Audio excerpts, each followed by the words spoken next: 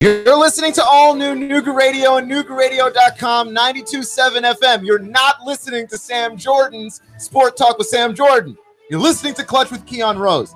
And I've been trying not to be like a gigantic complaining person about this for the greater part of the week. But honestly, whose ring do I have to kiss so that the intro to my show says that it's the intro to my show? Because I've been complaining about it on the air. I've sent the emails to the necessary people. Management, help me out. The intro to my show says it's the intro to Sam Jordan's show. And I love Sam Jordan's show, right? I mean, I listen to it live every day. And I would think that would be a strong endorsement of the show. But the intro to my show says it's the intro to Sam's show. And I have been mildly complaining about it, right? And you know me. I can get loud on this show.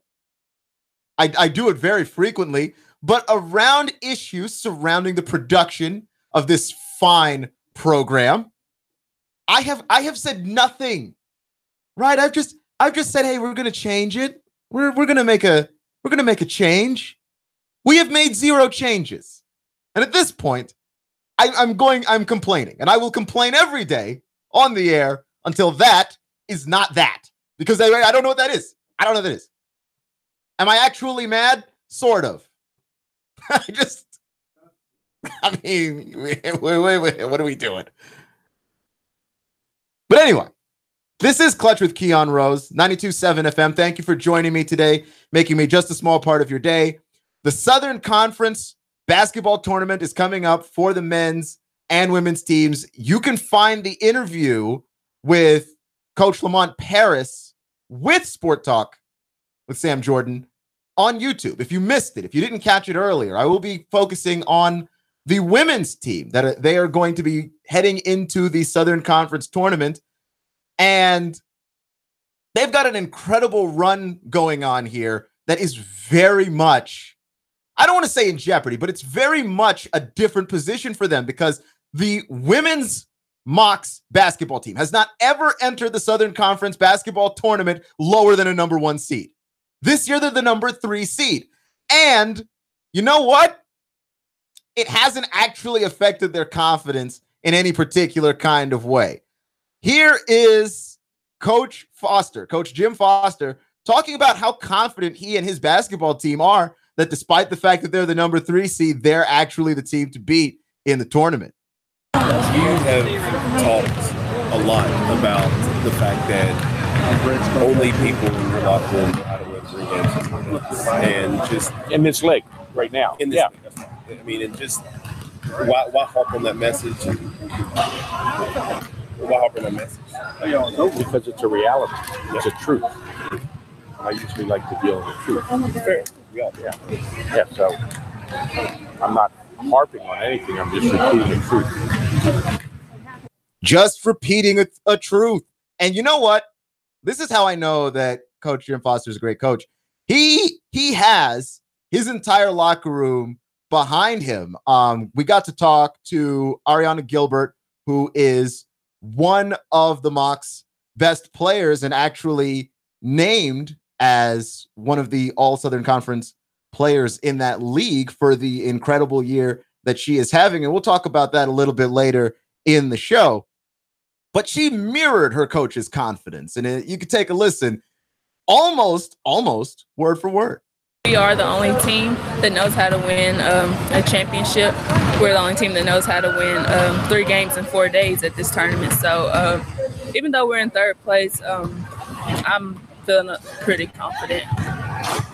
I would second that confidence. Look, I tend to think that you can't really be arrogant if it's true. Like, they've been that dominant for their entire existence in the Southern Conference, right? Like, they have not ever found ways to lose in this particular tournament. When they say they are the only ones who know how to do this, it is because they're the only ones who have done it again and again and again. And that level of confidence, you see it in the way that they play, right? They lose Kiana Shepherd, and she's the highest scorer on the team. And it doesn't matter. It doesn't slow them down. They have freshmen step up in big moments. And you know what? They're always prepared. And Coach Foster talked about this, the confidence that he has in his freshman players. I think that's what I've thought all along. Our freshmen needed to be ready by the end of the year. And we needed to get them ready by the end of the year. And I felt it would tight rain, and they responded, and I think they're ready. And I think they played very well when given the opportunity late in the year. They give the opportunity earlier in the middle. They weren't ready, but I think they've proven that they are. Do they feel that way too? Look at the numbers. That's all you got to do. Look at the numbers. Look at the numbers. That's essentially what this is coming down to. Is this is a team that's proven everything. Like, what else do they actually have to explain? And yeah, the freshmen playing with a high level of confidence. This is what Coach Foster wanted, is what he has harped on all year long. These are these are the future of your team, the freshmen, but they're also, in a lot of cases, your reserve unit. And as they get more comfortable playing in the year, you're going to be able to overcome certain difficulties that you had. And Ariana said the same thing about her freshman teammates as well. How important is it for the freshmen to pick up the slack the way that they did? Oh, it's definitely important. We needed people to come off the bench. We needed people to step up, and they've done so in a way that many freshmen aren't able to. So, I mean, like you're relying a lot on freshmen here. You've got a Mocs team that they're a little dinged up. They're a little injured. They're not as healthy as they would like to be. And it's shown in their record, but they are every bit as confident that they are actually the team to beat. And by the way, getting the sense that this is, again, no disrespect to other teams in the league, but this is the swagger that you have when you have been winning this thing the entire time, right? Like, no one else has gotten a chance at this table. And so far as the Mocs are concerned, nobody will. Like, that's what they want. And honestly, you get a sense they look loose at practice. You get a sense that there isn't anybody panicking, right? You get a sense that there isn't anybody who is a little bit concerned or a little bit worried that maybe something might go wrong, because they prepared for this test already. Coach Foster said it better than I just did. I don't think there's any pressure. I mean, the pressure is when you're not prepared to do something. The pressure is you didn't study for the exam. The pressure is you cut classes and now you're taking the exam. If you do the due diligence and you do the work, you're prepared. You're prepared. And that's why they're not scared. That's why they're not worried. This is a basketball team that I think has been at the highs and at the lows of basically every situation. And they've come out on top ultimately. And in the Southern Conference, again, like, they've just run this show for so long. They don't have anything to be worried about. Even though, like, we've faced a lot of adversity, especially with Key being out, and we still went up there to Mercer and competed with 2 freshmen starting. So I think, like, all our preparation and our schedule this year has prepared us for this moment, even without our leading scorer. And she's right. She's right. They went up against Samford, held their own. Freshmen stepped up. Everybody played well. And now this is a team that has an opportunity to make the kind of tournament run from a position that they've never done it before. And I can't imagine that that's actually a problem. I think a challenge might actually be in order for the Mocs for once. Right? Like, you've got a number of very good teams, right? Coach Foster said earlier today, there was a number of teams that you feel like they can all win it, but there's no reason to believe that the Mocs won't. Right? Like, you know what to look for. You know how to handle all of the pressure. You know how to be in situations where The media is getting to you. You have to win a number of games back to back to back. And this is a team, by the way, that's only gotten better as the year has gone on. Coach Foster said as much in the interview. Now, Coach, you've been playing some pretty good ball lately. Is there anything else you'd still like to see improve, though, moving into the tournament? When you have young players, I think they get better through experience, and they've had the experiences through the course of the year, and they've really started to understand some things and have gotten progressively better. The plan was always to get the freshmen to help us by the end of the year. They're doing exactly that. In what ways would you say they've improved as the year's gone on? Well, they value the ball more. They communicate more on defense. They're more aware of where the ball is than the person they're guarding. They understand sharing the ball. They understand what a good shot is as adverse to a shot. They're smarter basketball players. And that's something that you always look forward to in a basketball season. I think that is actually the one thing that you know when you watch college sports. I suppose high school sports as well.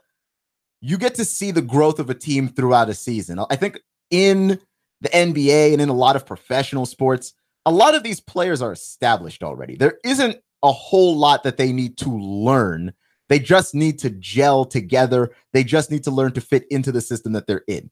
When you watch college basketball, I think that's one thing that you get the pleasure of doing that you don't necessarily get the pleasure of doing at a professional level, which is to watch players grow, watch players reach the next level as they continue to improve. And there's a level of satisfaction that comes with watching that. And there's a level of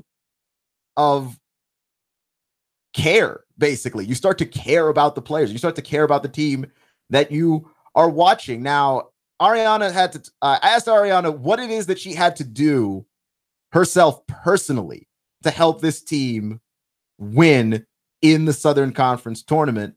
And I'm not going to lie, the answer that she gave me surprised me a little bit. And what do you personally think you need to do to help the Mocs win in the tournament? Just continue what I've been doing. Our team, keep the freshmen sound, and just keep leading.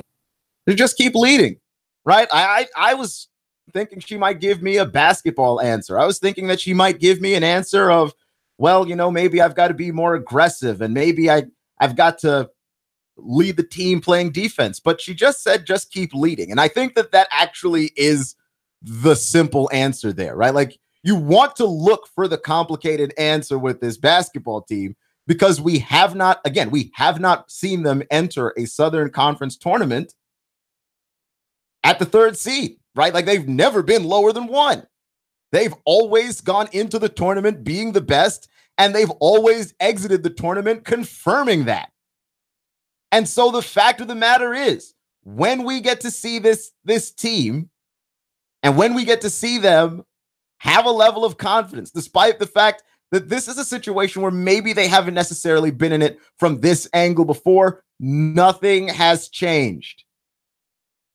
They just have to keep doing what they've been doing.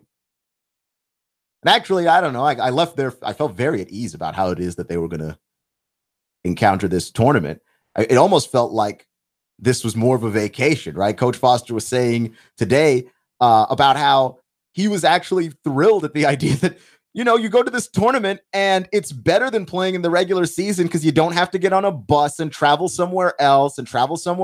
No, you spend 4 days, you play 3 games, you are in one hotel, you play on the same basketball court every day. That is actually easier for him and his basketball team than the regular season, right? That's crazy.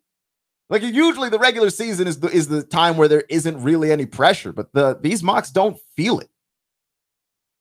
They, honest to goodness, do not feel the pressure. You're listening to Clutch with Keon Rose on all new Nooga Radio, noogaradio.com. And we do have some players listed to the conference, to the all-conference team here. We've got 4 Mocs on the Southern Conference teams, right?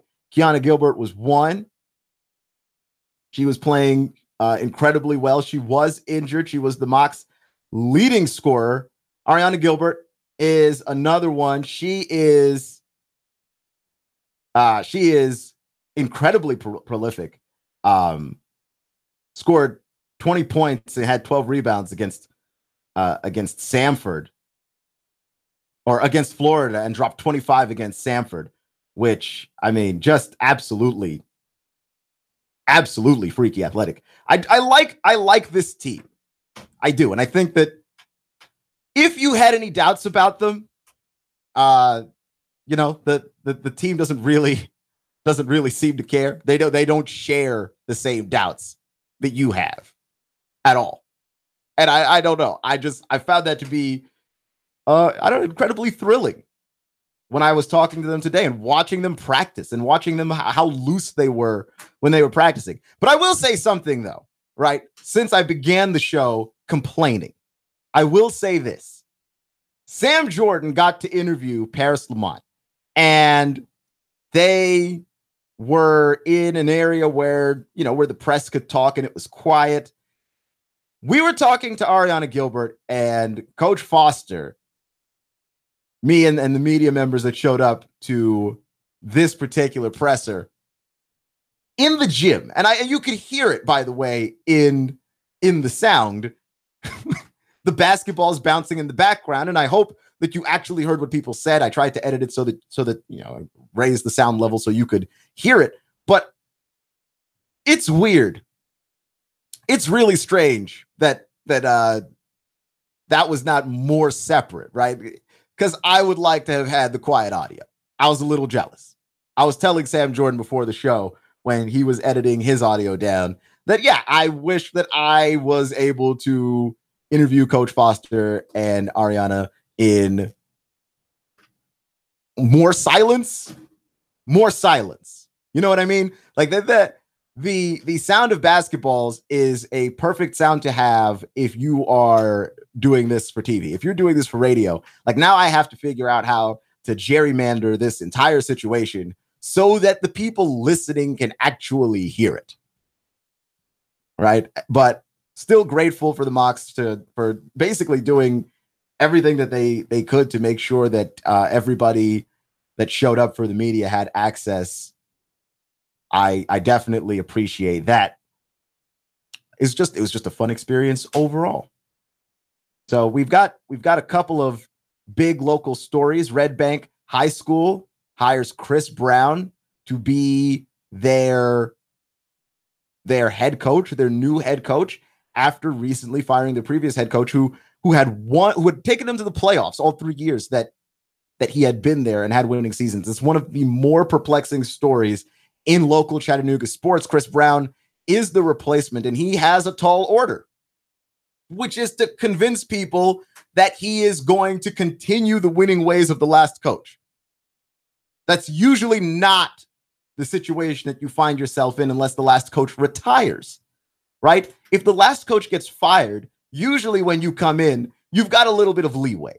You come in and okay, I've got a rebuild here. If you're Chris Brown and you're joining Red Bank High School to be the head coach, you don't have a rebuild, right? And you know that you need to start winning almost immediately, which kind of stinks because if you have your own system and your own style and your own way of doing things, that changes a whole lot for you and it changes a whole lot for those players. Like there's almost naturally going to be a step back in a lot of cases before you step forward, just because Chris Brown is a different guy, right? Like he's a different person entirely for all of this. And so, yeah, I do strongly wonder whether or not he's going to be able to come out of the gate and win right away, how much support he's going to have, given that he's replacing a winner, right? I'm sure he will do well. He has experience as an assistant head coach at Cleveland High School and Ottawa High School, which are teams that have been successful in recent years. So this is not a guy who doesn't know how to win and doesn't know what it takes to win. He knows what it takes to win. The question is, he's going to have to play, I think, more politician to start this whole thing and drum up the support, essentially to give him the time and the opportunity to prove that he can do what he can do.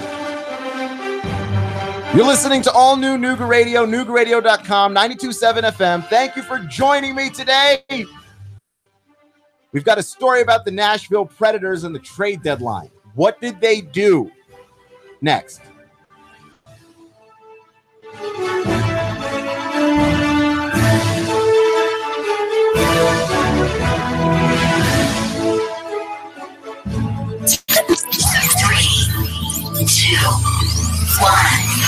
Chattanooga Radio, Digital FM 95.3 HD4, 92.7 FM's news now.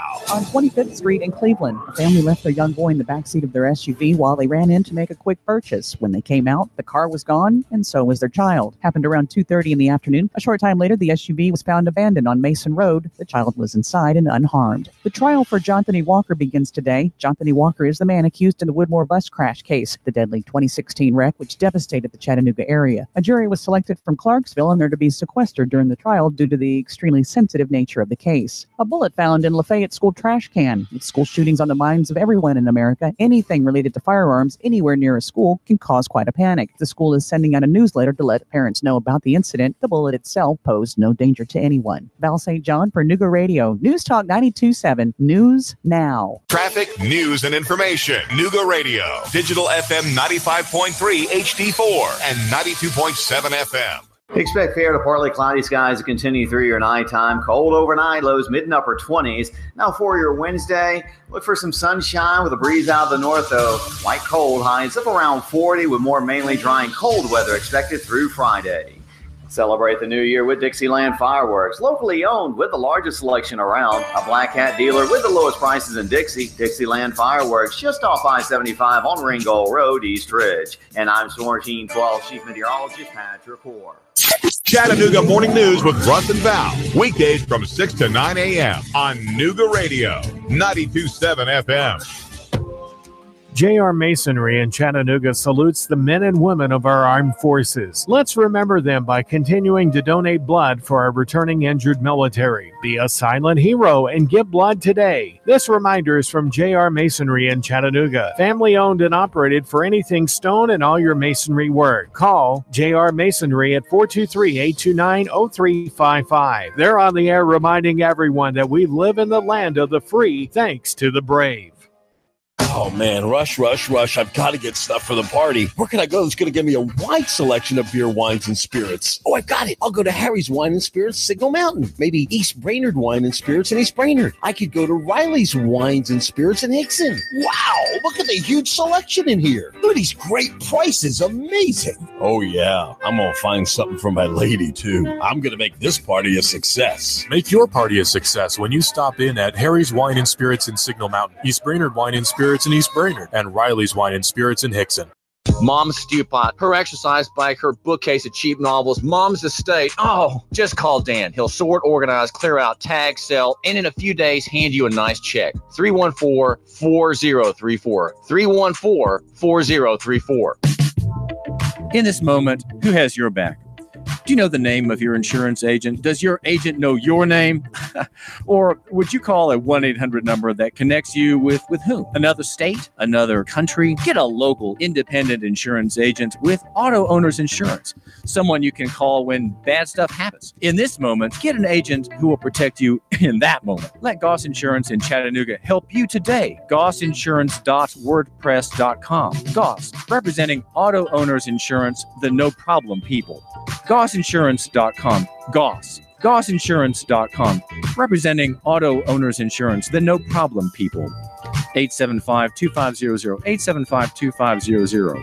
Want a business phone system that gives you Outlook integration, Salesforce integration, smartphone integration? Why desk sets and expensive lines? Turn smartphones into a cohesive business system. Call Signal 619-1200. Signal Voice and Data 619-1200. Nooga Radio, digital FM 95.3 HD4 and 92.7 FM knows your opinion is important. So call 800-8949. Agree or disagree. Call 423-800-8949. 800-8949. Nooga Radio, 92.7 FM and 95.3 HD4. News Talk Nooga Radio. It's the moment you've been waiting for. Sam Jordan's Nooga Radio, 92.7 Sports. Now.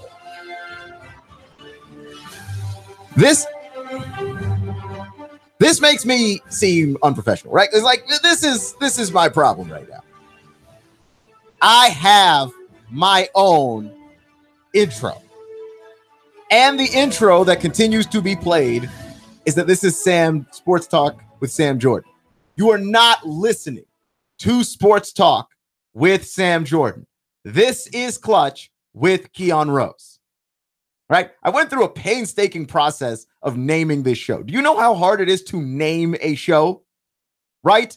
Like to have a name that is distinct from everybody else's name, but still tell whoever wants to listen to the show what the show is actually going to be about.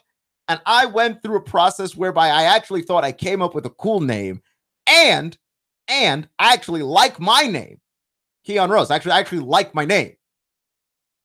So Sports Talk with Sam Jordan, this not being Sports Talk with Sam Jordan, neither being the show Sports Talk or hosted by the man Sam Jordan, this is problematic for me.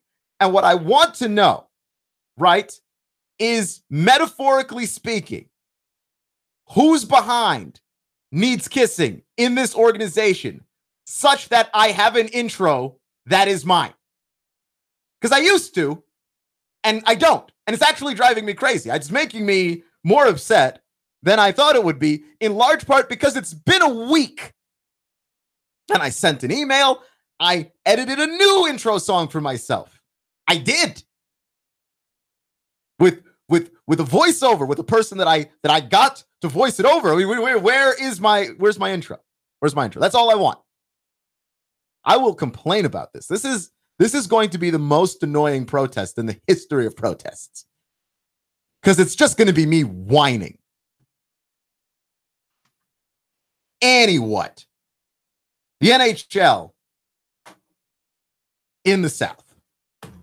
Right? We used to have the Atlanta Thrashers. We no longer have them. But it's okay because we've got the Nashville Predators. And the Predators are awesome. By the way, celebrating 20 years of existence. Right? Founded in 1998. 20 years of the Nashville Predators. And they are the number one team in the Western Conference. Would you look at that? And so the trade deadline came and went, and teams always try to get an edge in the trade deadline. Doesn't matter what sport you're playing, doesn't matter what you do. Teams always try to get an edge in the trade deadline. What did the Predators do? Nothing. They didn't do anything. Nothing at all. And honestly, that was the right decision, right? GM David Poile made the right call, in my opinion, because I think the Predators might be the team to beat in the Western Conference and maybe in the entire league. Now, it's hard to beat whatever monster comes out of the Eastern Conference because if you ask me, I think the Eastern Conference in the NHL is the better conference.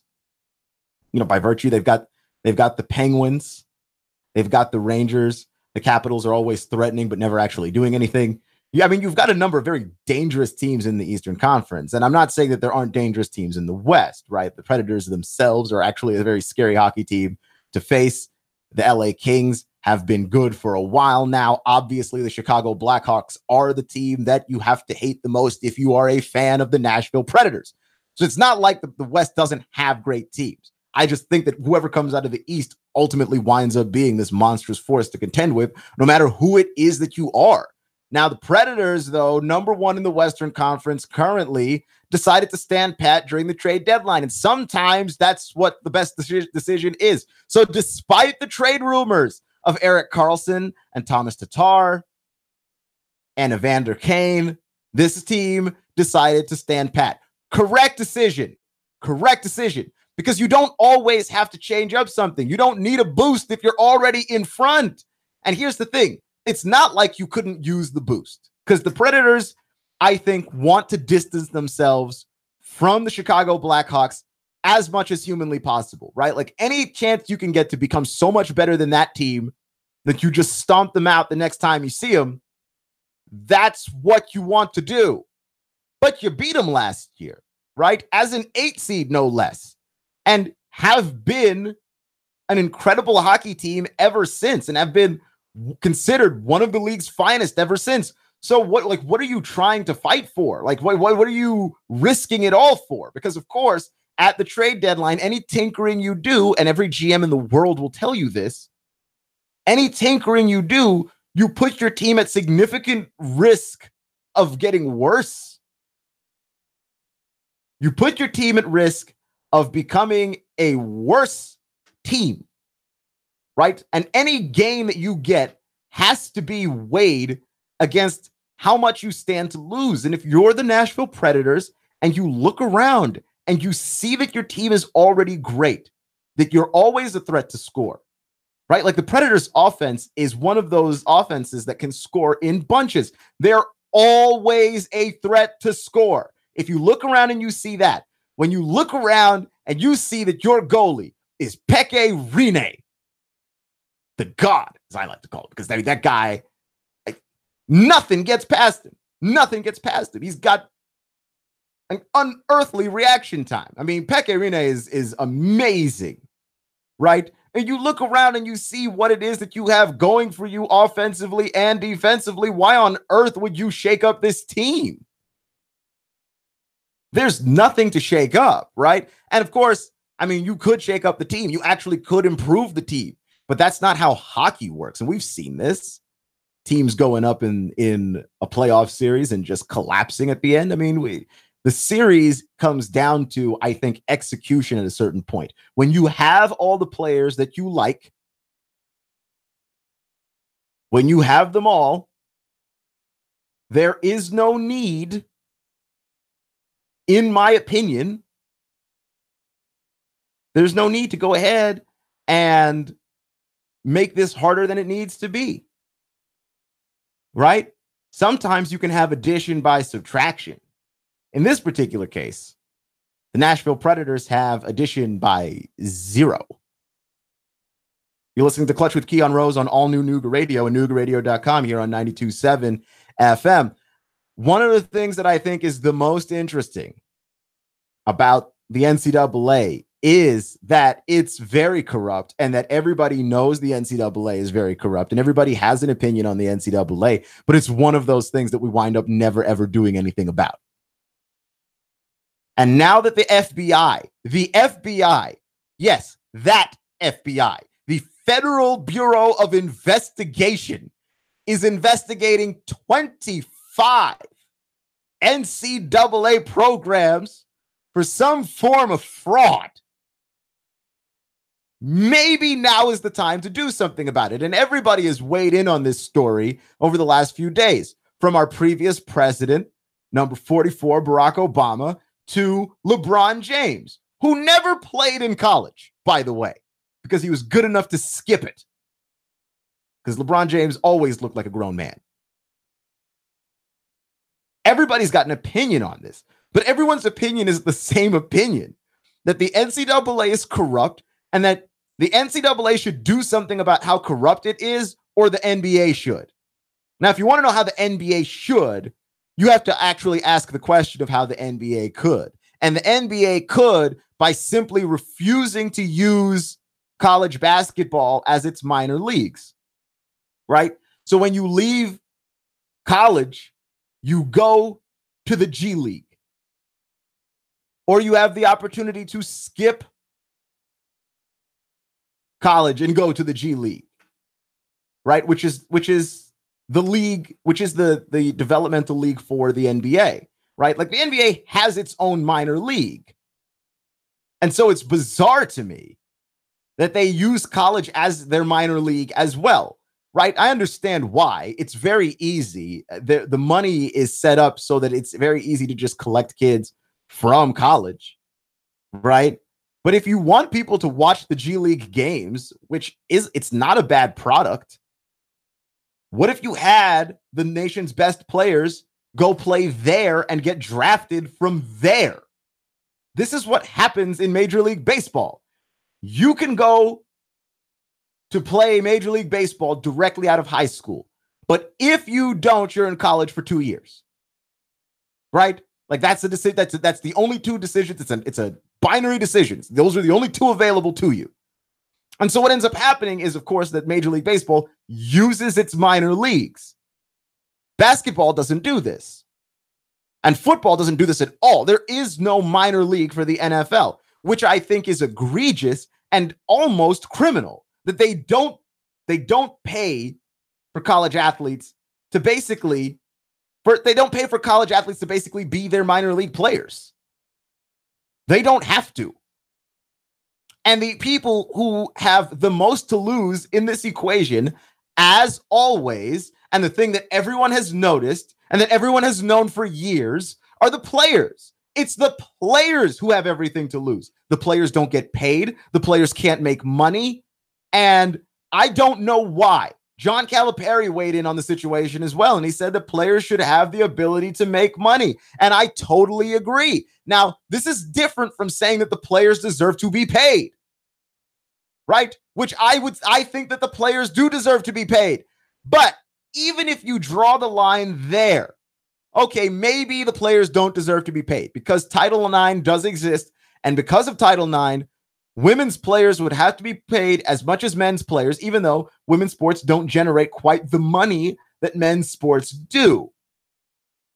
And not only that, but there are men's sports that don't generate as much money as other men's sports, right? Like, look, people just don't like field hockey as much as they like basketball. They don't even like tennis as much as they like basketball. And they don't like basketball in the South as much as they like football. And there are a lot of good basketball teams in the South. Right? Like, so where we're looking at this is from the situation of like, well, what should we do for the players? I think at the very least, allow the players to make money. The players can't sell their own jerseys. The players can't sell memorabilia signed by them for money because you know that would actually be fair, right? Well, then you wouldn't have to regulate the money. The more famous, popular players would be paid what the market is willing to pay for their stuff. And there is already a market for their stuff because we've seen Johnny Manziel get in trouble with this in the past. We've seen Todd Gurley get in trouble with signing memorabilia in the past as a player, as a college athlete, which they're not allowed to do, which is insane. They can't use their own name and likeness to make money. But the NCAA can. When you go to the team store and they sell the number of a certain player, right? Say you are an Alabama fan and you saw what Tua Tagovailoa did in the national title game and you said, this Tua, he's going to be the future of this Alabama team. I'm going to go out there and get me a Tua jersey. The Tua jersey doesn't have his name on it, but it's got his number. Why are you buying that number? Why not any other number? Why not just buy a random Alabama jersey with a random number? You know why not. Because he's the guy you like. So the NCAA is making money off of him, and he can't make money off of himself. That is the peak of corruption. So of course it makes complete and total sense that in amateur athletics, the corruption extends even beyond the NCAA and to a number of people trying to make money off of these players. Absolutely. It's the most logical and obvious jump. And it's silly and it's easily solvable by either the NCAA or the NBA. Like if you really cared about it, which the NBA says it cares all the time, but their actions don't say that. Right? Like we know the NFL doesn't care.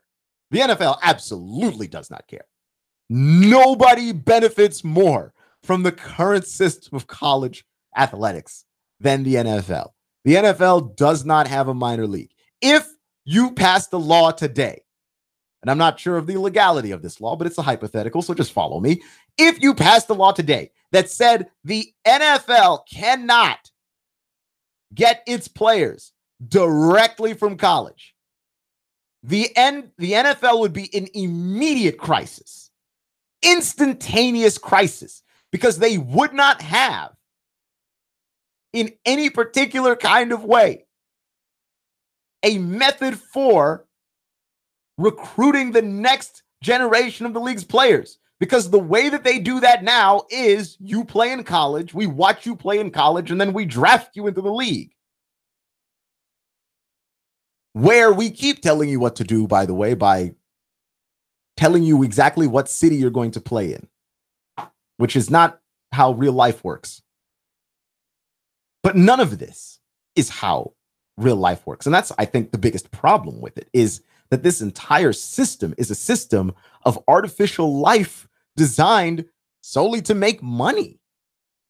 And it's obvious, by the way. It's like it's very transparent. It's not in any way obscured. It is one of the single most bizarre things that still happens in American sports, that we have a group of athletes who are continuously exploited. We tell them that they should be thrilled for the pleasure of being exploited. And then you don't pay them. And then you don't pay them. It's the most un-American thing in sports, which arguably sports are one of like the most American things that Americans do, right? It's competition. It's a meritocracy. If you play well, you get paid more, except in college sports. Except in college sports. And I don't understand why it is that when there are 25 teams under FBI investigation for various forms of fraud, why it is that we're surprised. This is not surprising. This is absolutely not surprising. You're listening to Clutch with Keon Rose on all new Nooga Radio 92.7 FM. Now, Colin Cowherd of Fox Sports Radio, he says that he actually knows of an SEC football program that is paying its players outright. And I believe the quote was that it wasn't as bad as Ole Miss, but it's getting close. Now, I got to take what Colin Cowherd says with a grain of salt, because first off, he didn't name a team. He just said an SEC school according to his sources. And Colin's not a journalist. Colin's a radio host. And I know how he thinks because I'm a radio host, right? Like, this is like might be the one breakdown for which I am most qualified to discuss. You want to talk about the spiciest issues of the day. Now, I don't think he's going out there and just making stuff up, but I think that if you knew who that was and you had a source, you should say what team that is. Because I don't know. Like, Colin has had some of the wildest opinions about stuff and people forever. And part of the being a sports talk radio host is you have a sports opinion, right? And you just go full bore on your opinion. You really don't ever change your mind. And you will twist yourself into all kinds of knots and pretzels so that you remain consistent. Now, I'm trying to be a little bit different in this world. I change my mind very frequently. Because if you give me new facts, I see absolutely no good reason why I should keep on believing the same old wrong stuff that I was believing in the first place. Like, I just don't get that. But I have listened to talk radio my entire life. And that's what happens. And it's all in the nature of making good radio. It's all in the nature of being entertaining. If you are a person that doesn't change your mind, that is entertaining. And if you have facts that back up your point, which is that, hey, there's a team in the SEC that is absolutely paying players, all right? And like, the guessing game immediately starts because you're trying to wonder and try and figure out who is it. And I fell into this, by the way. I was trying to think through in my head, well, like, who could it possibly be? Because I can't imagine that it's Alabama. Like, I don't think that Nick Saban needs to pay players at this point to be as successful as he's been. And also, if Nick Saban had been paying players, like, we would have tried to bring him down by now. Right? Like, when you are that dominant for that long, you don't get to make mistakes like that. So from my vantage point, it has to be someone who's not very great, but would be worse, much, much worse, if they weren't paying their players. And so I started wildly guessing and speculating before I stopped myself, and I thought, whoa. Colin Cowherd just did the ambiguous source thing, and he's got less of a reputation with the sources than reporters that I trust, kind of. Or that I trust fully. I'm not going to give all that power to Colin Cowherd. Get out of here. You've been listening to Clutch with Keon Rose on all new Nooga Radio, NoogaRadio.com. Thank you for joining us today. And a special thanks to Ariana Gilbert and Coach Jim Foster and UTC for all the accommodations that they gave for us today. Remember, folks, it's not how you start, it's how you finish. Stay clutch. Chattanooga Morning News with Russ and Val. Weekdays from 6 to 9 a.m. on Nooga Radio, 92.7 FM. 3, 2, 1.